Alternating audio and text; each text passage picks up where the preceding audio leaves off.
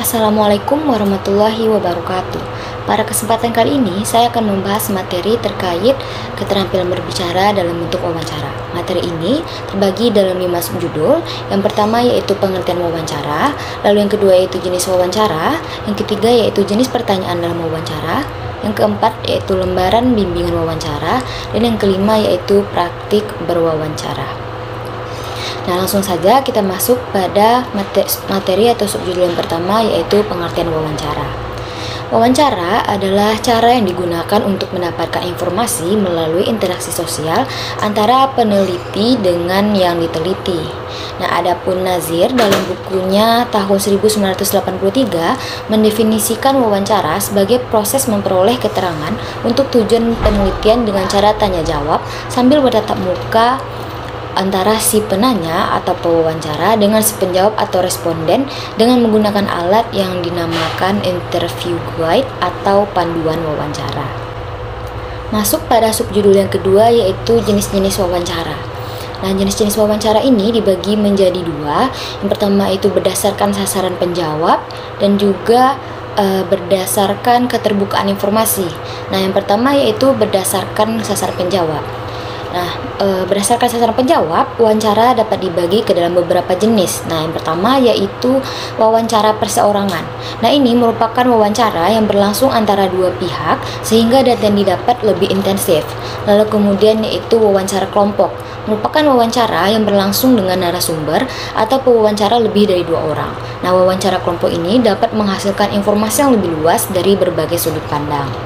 Kemudian yaitu research interview. Nah, ini merupakan wawancara yang bertujuan untuk memperoleh data riset sehingga bentuknya terstruktur dan cenderung formal. Lalu ada diagnostic interview. Nah, ini merupakan wawancara di dunia medis. Nah, wawancara ini bertujuan untuk memahami gejala-gejala yang dialami pasien untuk dapat mendiagnosis penyakit. Kemudian ada consultation interview. Nah, ini merupakan wawancara dalam bentuk konsultasi yang biasa dilakukan di perusahaan maupun sekolah. Kemudian ada screening interview. Nah, ini merupakan wawancara dengan tujuan seleksi sejumlah orang dalam waktu singkat. Lalu yang terakhir ada intake interview. Nah, ini merupakan wawancara yang dirancang untuk mengetahui apa saja Ini merupakan wawancara yang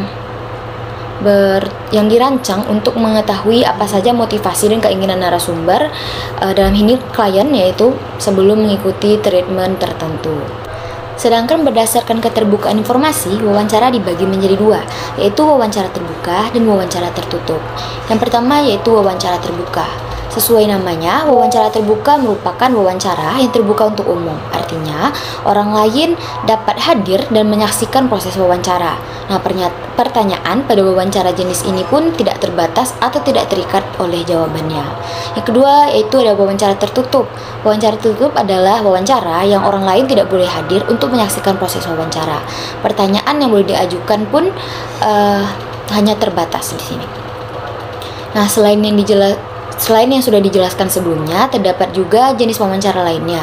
Menurut Nawawi dan Hardari dalam buku mereka tahun 1992, jenis wawancara antara lain yaitu wawancara berstruktur, wawancara semi berstruktur, dan wawancara tidak berstruktur. Nah, yang pertama itu wawancara berstruktur atau wawancara terstruktur. Nah, wawancara terstruktur merupakan wawancara yang digunakan ketika pewawancara mempersiapkan daftar pertanyaan terlebih dahulu sebelum diajukan kepada orang yang akan diwawancarai, dan urutan pernyataan pun tidak diubah. Nah, ini merupakan pendapat dari Nierzel, Bernstein, dan Milich dalam buku mereka tahun 1998. Nah, kemudian yaitu wawancara semi terstruktur. Nah, di sini pewawancara telah mempersiapkan daftar pertanyaan yang akan diajukan kepada orang yang akan diwawancarai, tetapi urutan pengajuan pertanyaan-pertanyaan tersebut bersifat fleksibel. Nah, karena ini bergantung pada arah pembicaraan.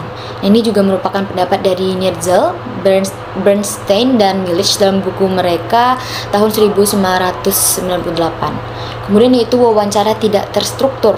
Nah, ini merupakan wawancara yang digunakan ketika pewawancara tidak menggunakan panduan apapun dan arah pembicaraan bersifat spontanitas. Nah, ini juga merupakan pendapat dari Nerszel, Bernstein, dan Milich dalam buku mereka tahun 1998. Selanjutnya itu materi atau subjudul yang ketiga, yaitu jenis pertanyaan dalam wawancara. Nah, yang pertama yaitu pertanyaan terbuka. Nah, ini merupakan pertanyaan yang menginginkan jawaban yang luas, seringkali hanya menentukan sebuah topik dan memungkinkan kebebasan responden yang cukup besar dalam menentukan jumlah dan jenis informasi yang ditawarkan. Nah, contohnya bagaimana perasaan Anda tentang cloning bintang? Nah, kemudian yaitu pertanyaan tertutup. Nah, ini merupakan pertanyaan yang sempit dalam fokus dan membatasi kebebasan orang yang diwawancarai untuk menentukan jumlah dan jenis informasi yang ditawarkan. Contohnya itu, benarkah biaya naik haji akan naik 30% tahun depan?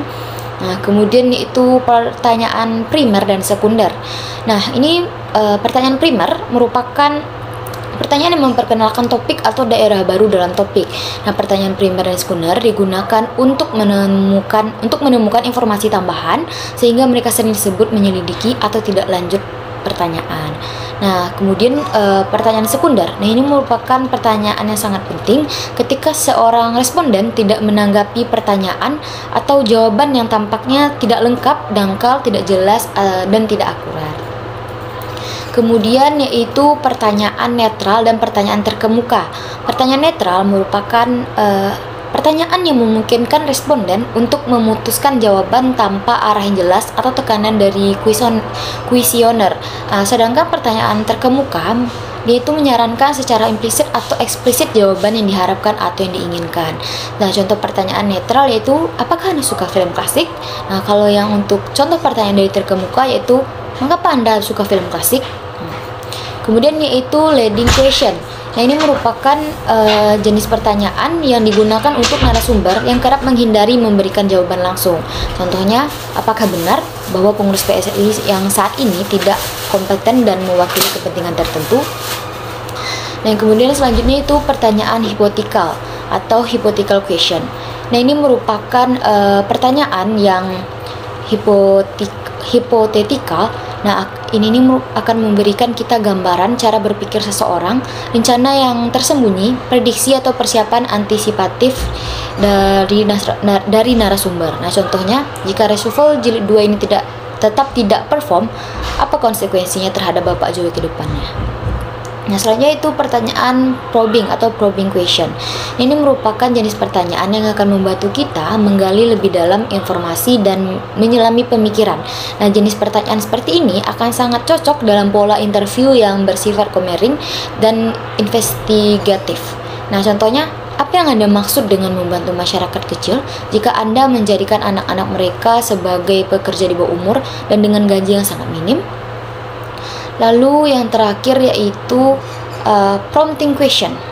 Nah, bertentangan dengan probing question, pertanyaan jenis ini bersifat simpatik yang akan membantu pewawancara atau interviewer memformulasi jawaban dengan presisi tinggi terkait dengan pertanyaan yang diajukan. Nah, contohnya, dapatkah Anda ceritakan bagaimana awal mula kejadian sampai akhirnya Anda berhasil menjadi pengusaha yang sukses? Selain jenis-jenis pertanyaan wawancara yang sudah dijelaskan sebelumnya, terdapat juga pendapat Sugiono dalam buku tahun 2013 yang mengklasifikasikan jenis-jenis pertanyaan untuk wawancara sebagai berikut. Nah, yang pertama itu pertanyaan hipotesis, yang kedua itu pertanyaan yang mempersoalkan sesuatu yang ideal dan informan diminta untuk memberikan respon. Yang ketiga itu pertanyaan yang menantang informan untuk memberikan hipotesis alternatif. Keempat yaitu pertanyaan interpretatif. Yang kelima itu pertanyaan yang memberikan saran. 6 yaitu pertanyaan untuk mendapatkan suatu alasan. 7 pertanyaan untuk mendapatkan suatu argumentasi. 8 yaitu pertanyaan untuk mendapatkan suatu alasan. Yang 9 yaitu pertanyaan untuk mengungkap sumber. 10 pertanyaan yang mengungkapkan kepercayaan terhadap sesuatu. Dan 11 itu pertanyaan yang mengarahkan. Nah, terlepas dari semua hal ini, lebih lanjut Sugiono dalam 2013 menggolongkan jenis-jenis pertanyaan menjadi 3, yaitu pertanyaan deskriptif, pertanyaan struktural, dan pertanyaan kontras. Masuk pada materi yang keempat, yaitu lembaran bimbingan wawancara. Nah, bisa kita lihat pada gambar yang sudah disediakan atau yang tertera pada PowerPoint. Nah, lembaran bimbingan wawancara ini terdiri dari tujuan wawancara, topik wawancara, kegiatan wawancara, identitas subjek, aspek yang digali dalam wawancara, dan juga kesimpulannya. Nah, untuk tujuan wawancara ini yang diisi apa sih tujuan dari wawancara tersebut, lalu apa topik wawancaranya, lalu yang untuk kegiatan wawancara itu diisi dengan hari atau tanggal kapan dilaksanakan wawancara, lalu pukul berapa, dan juga tempatnya itu di mana. Dan untuk identitas subjek diisi dengan nama atau inisial dari si orang yang diwawancarai, jenis kelaminnya, usia, dan sebagainya. Kemudian itu ada aspek yang digali dalam wawancara, itu terdiri dari pertanyaan dan juga jawaban yang diajukan di saat wawancara, dan terakhir itu kesimpulan dari wawancara yang telah dilaksanakan. Masuk pada materi yang kelima, yaitu praktik wawancara. Nah, ini terdiri dari 3 tahap. Yang pertama yaitu pembukaan. Nah, pembukaan ini diisi dengan perkenalan dan juga penjelasan tujuan wawancara oleh pewawancara kepada orang yang diwawancarai. Nah, kemudian yang tahap kedua yaitu adalah tahap proses. Nah, ini merupakan ini merupakan pelaksanaan wawancara di mana terjadi kegiatan tanya jawab antara si pewawancara dengan orang yang diwawancarai. Nah, dengan tujuan memberikan dan menerima informasi. Nah, selama pelaksanaan wawancara, pewawancara perlu melakukan probing atau penyelidikan untuk memperjelas makna jawaban yang diberikan oleh orang yang diwawancarai. Lalu kemudian pewawancara mencatat hasil wawancara karena daya ingat yang terbatas sehingga tidak mungkin mengingat seluruh isi pembicaraan dengan orang yang diwawancarai. Dan yang terakhir yaitu penutup. Wawancara yang ideal atau yang baik dilakukan jika pewawancara menyimpulkan isi wawancara dan kemudian mengucapkan terima kasih kepada orang yang diwawancarai. Kesimpulan dari materi ini yaitu wawancara merupakan kegiatan memperoleh keterangan untuk tujuan tertentu, misalnya proses rekrutmen kerja, penelitian, atau studi kasus dan sebagainya, dengan cara tanya jawab antara si penanya atau pewawancara dengan si penjawab yaitu responden, dengan menggunakan alat yang dinamakan interview guide atau panduan wawancara.